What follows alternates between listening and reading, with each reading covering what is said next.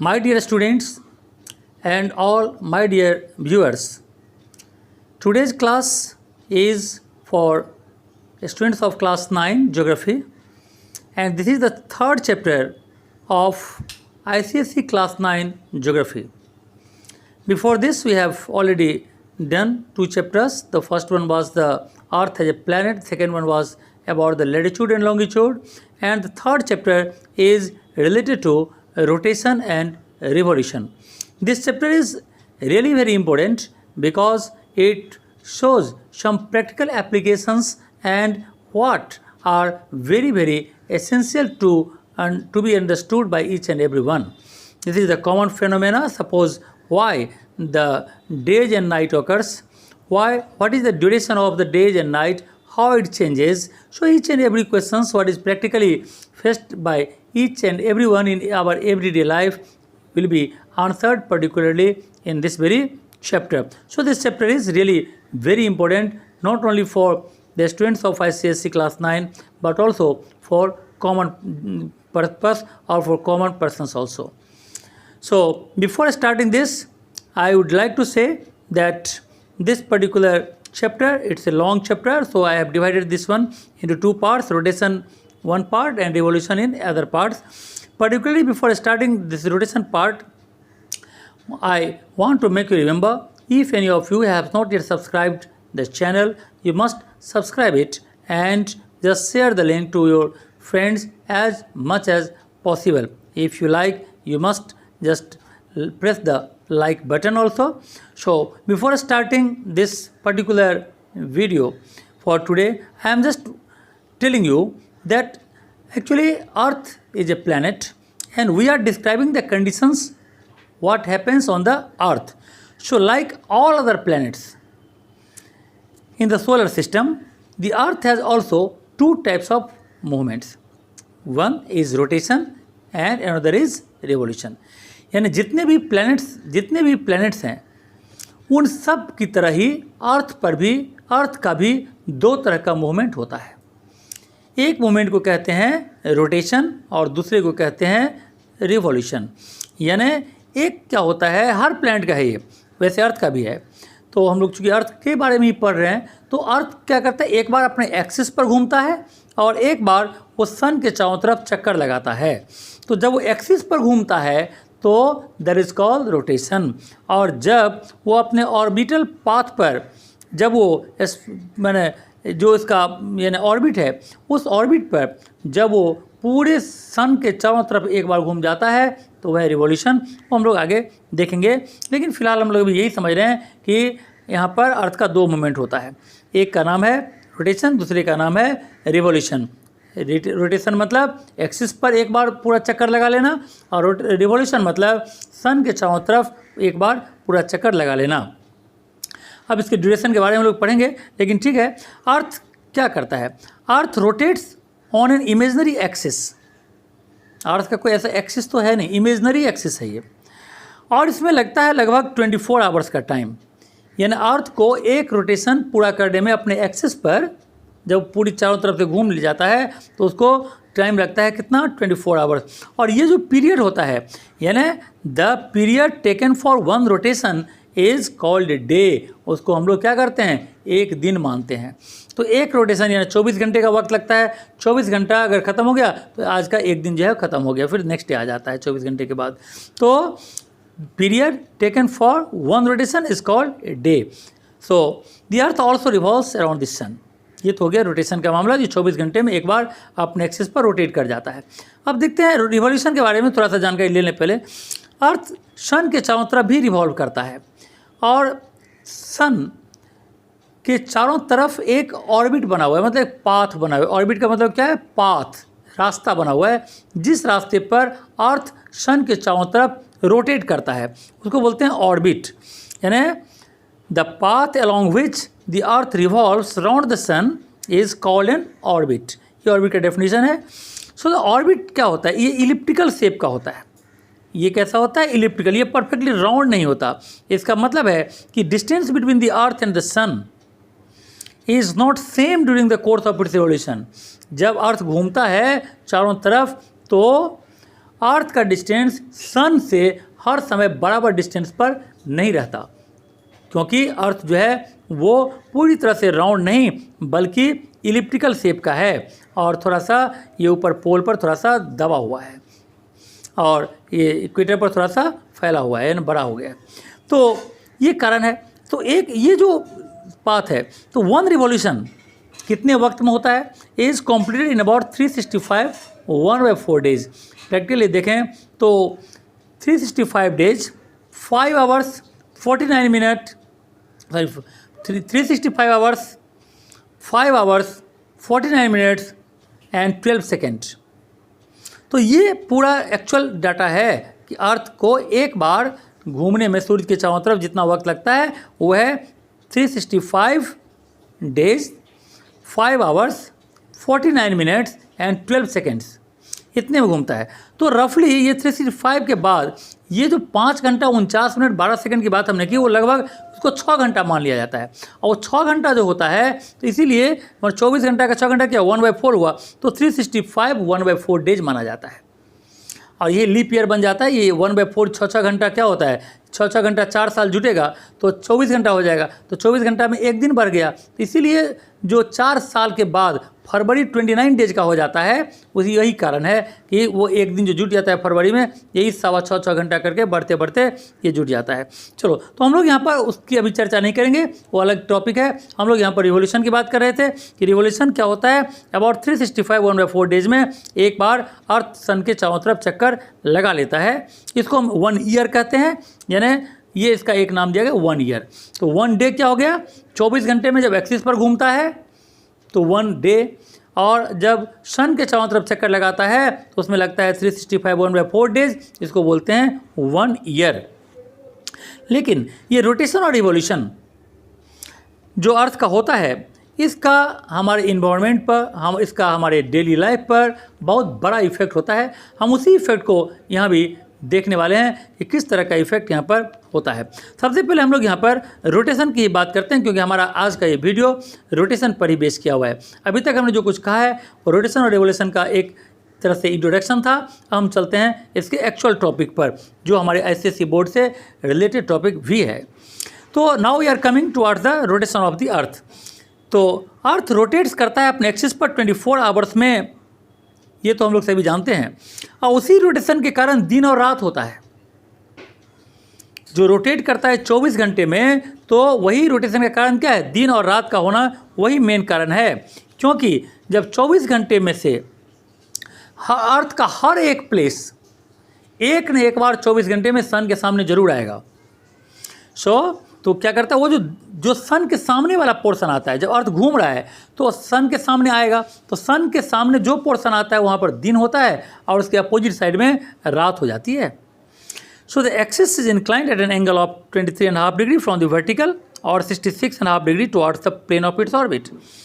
हम लोग देखते हैं जब अर्थ रोटेट करता है, जब अर्थ अपने एक्सिस पर रोटेट करता है तो अर्थ का सिर्फ एक ही फेस सन के लाइट को फेस करता है। यानी सन का लाइट अर्थ के एक ही फेस पर पड़ता है, आधा फेस पर पड़ता है, और दूसरा जो पार्ट होता है वहाँ पर क्या होता है, वहाँ पर लाइट नहीं पहुँच पाता। तो जहाँ पहुँचता है वहाँ दिन, जहाँ नहीं पहुँचता है वहाँ रात। फिर आस्ते आस्ते अर्थ वेस्ट से इसकी तरफ मूव करता जाता है, तो हर जगह पर यानी समय घटता जाता है और एक तरफ समय जो है वो बढ़ता चला जाता है। जैसे ही अर्थ रोटेट करता है तो अर्थ का रोटेशन कैसा होता है, अर्थ का रोटेशन वेस्ट से ईस्ट की तरफ होता है। जो अर्थ हमारी घूमती है वो कैसे घूमती है, वेस्ट से ईस्ट घूमती है। और almost every part of the अर्थ का हर एक पार्ट एक न एक बार 24 घंटे के अंदर सन के सामने जरूर आता है। अब चूंकि अर्थ रोटेट करता है वेस्ट से ईस्ट की तरफ, इसीलिए अब एक क्वेश्चन यहाँ पर और भी उठ जाता है कि सूरज जब उगता है तो पूरब में क्यों उगता है और पश्चिम में क्यों डूबता है। ये एक बहुत बड़ा क्वेश्चन है, सूरज उत्तर में क्यों नहीं उगता। एक्चुअली तो अगर मुझे या तुम्हें कोई सवाल ये पूछे तो तुम सबसे पहले तो यही कह सकते हो कि सूरज एक्चुअली उगता और डूबता है ही नहीं। सूरज न तो उगता है और न सूरज डूबता है, क्योंकि सूरज तो फिक्स है। हाँ, हम लोग अर्थ पर बैठे हुए लोग सूरज को उगते हुए देखते हैं, सूरज नहीं उग रहा है। हमारा अर्थ का पोजीशन ऐसे चेंज हो जा रहा है कि हमें लगता है कि सूरज उग रहा है, यानी हमको सूरज देखना शुरू हो जाता है उस पर्टिकुलर पोजीशन में जाकर। लेकिन ईस्ट में ही क्यों दिखता है भाई, ये भी तो सवाल है। क्योंकि इसका कारण क्या है, इसका ये क्वेश्चन कभी आता भी एग्जाम में, कभी इंपॉर्टेंट क्वेश्चन है कि सूरज हमें ईस्ट में क्यों दिखता है। तो इसका जवाब यही है कि हमारा जो अर्थ है वो वेस्ट से ईस्ट की तरफ जा रहा है। इसका जो रोटेशन है वो कैसा है, वेस्ट से ईस्ट की तरफ है। तो वेस्ट से ईस्ट की तरफ जाने के कारण सबसे पहले इसका हमें सूरज जो है ईस्ट पार्ट में दिखाई देता है। फिर आस्ते आस्ते सूरज जो है वो ईस्ट से साउथ होते हुए और फिर कहाँ जाता है, वेस्ट में आ जाता है, और वहाँ पर तब तक 12 घंटा हो जाता है। तो 12 घंटा होने के बाद फिर वो हमको डूबता हुआ नजर आ जाता है।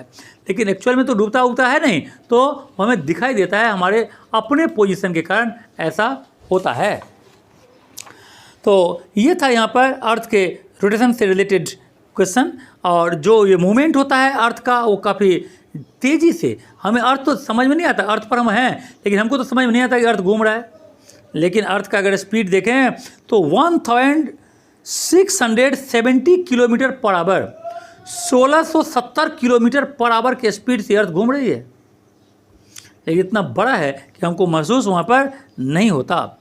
तो ये था यहाँ पर रोटेशन के बारे में। लेकिन ये तो हमने समझा कि रोटेशन क्या चीज़ है, और रोटेशन के कारण अर्थ हमें किस डायरेक्शन में, यानी हमें सन जो है वो ईस्ट में उगता हुआ दिखाई देता है, क्यों दिखाई देता है, तो ये सब चीज़ हमने देखा। लेकिन अब हम लोग देखने वाले हैं कि इफ़ेक्ट्स ऑफ अर्थ रोटेशन, अर्थ के रोटेशन के कारण हमारे ऊपर, यानी हमारे एनवायरनमेंट के ऊपर, हमारे डेली लाइफ के ऊपर इसका क्या प्रभाव पड़ता है। तो रोटेशन का सबसे बड़ा प्रभाव, रोटेशन जो होता है उसका सबसे बड़ा प्रभाव क्या है, उसका सबसे बड़ा दिन और रात का होना।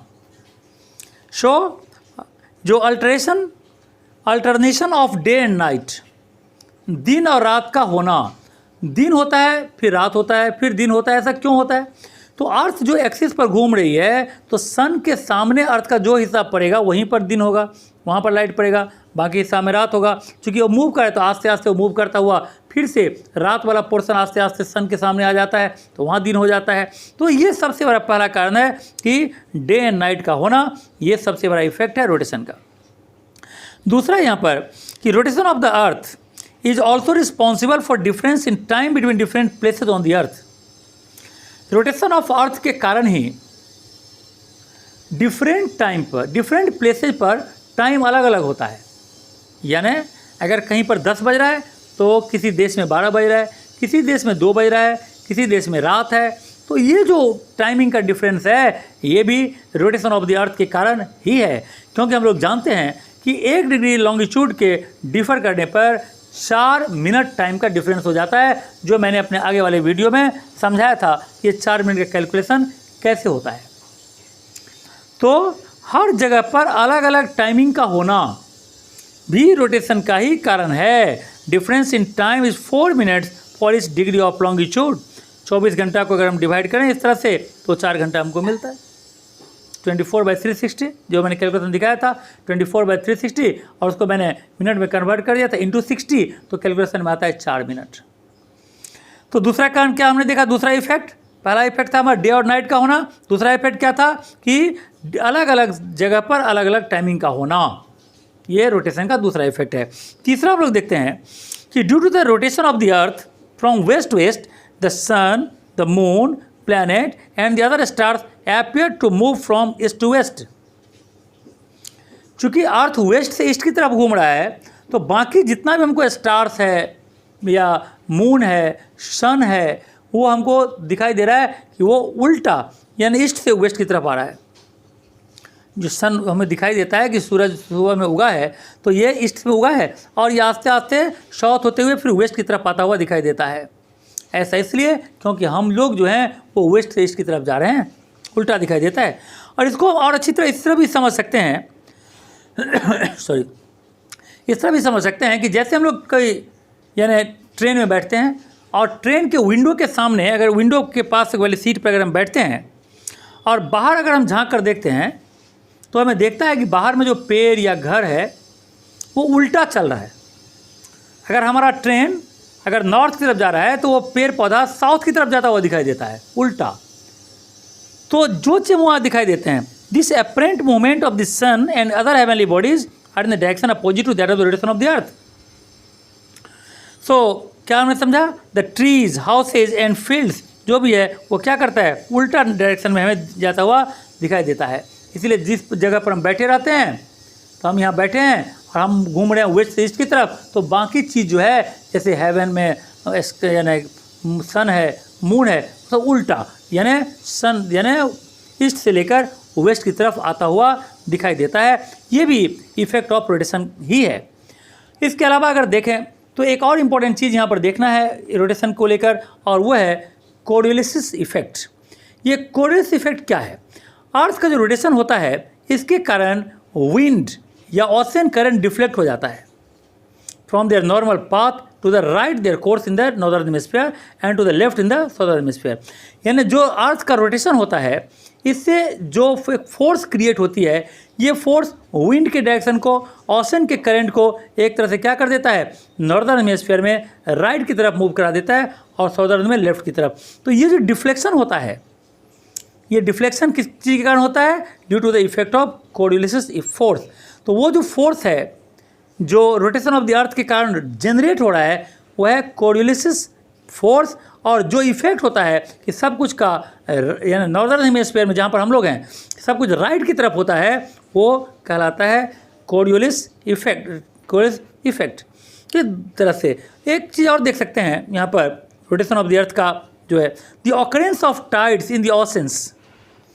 ओशन में यानी समुद्र में जो टाइड्स आता है वो आमतौर पर दिन में 2 बार आता है, हर दिन आता है और दिन में 2 बार आता है। And their westward progress are the result. Generally ये ईस्ट से वेस्ट की तरफ होता है, तो इसका वेस्टवर्ड प्रोग्रेस भी इस तरह से ये शो करता है कि अर्थ जो है वो यानी अर्थ का रोटेशन के कारण ही ऐसा होता है, यानी वेस्ट की तरफ इसका मूवमेंट होता है। तो ये हमने जितने भी यहाँ पर इफेक्ट देखे, this is very important questions for the exam also, effects of rotation. तो इफेक्ट रोटेशन में देखा, पहला समराइज कर देते हैं एक बार, डे और नाइट का होना। दूसरा हमने देखा यहाँ पर कि डिफरेंट प्लेसेज पर टाइमिंग अलग अलग होना। तीसरा हमने देखा यहाँ पर कि जितने भी हेवनली बॉडीज़ हैं उसका उल्टा डायरेक्शन में, यानी हम लोग चूँकि वेस्ट से ईस्ट घूम रहे हैं तो जितने हेवनली बॉडीज़ हैं ईस्ट से वेस्ट घूमते हुए दिखाई देते हैं। इसके अलावा कोरियोलिस जो इफेक्ट है, जो हर एक चीज़ राइट की तरफ दिखाई देता है वो, और लास्ट है इसका ऑकरेंस ऑफ टाइड्स, यानी टाइड्स का हर समय वेस्टवर्ड प्रोग्रेस। ये सब कुछ इस तरह से शो करता है कि किस तरह से हमारे लाइफ स्टाइल पर अर्थ का जो रोटेशनल इफेक्ट है वो पड़ता है। इस तरह से हमने आज के वीडियो में रोटेशन वाले पार्ट को क्लियर कर दिया है, और इस तरह से मुझे पूरी उम्मीद है कि अब इसको स्टूडेंट्स उसको वीडियो को बार बार पढ़कर रोटेशन वाले पार्ट से क्लियर होने के बाद ही उसको नए पार्ट जो हमारा रिवोल्यूशन ऑफ द अर्थ के ऊपर होगा उसको अच्छी तरह समझ पाएगा। दैट्स वाई उसको अच्छी तरह इस वीडियो को पढ़कर दूसरे पार्ट को हम लोग देखेंगे, और इसका दूसरा पार्ट बहुत जल्दी तुम्हें मिल जाएगा। Okay, thank you for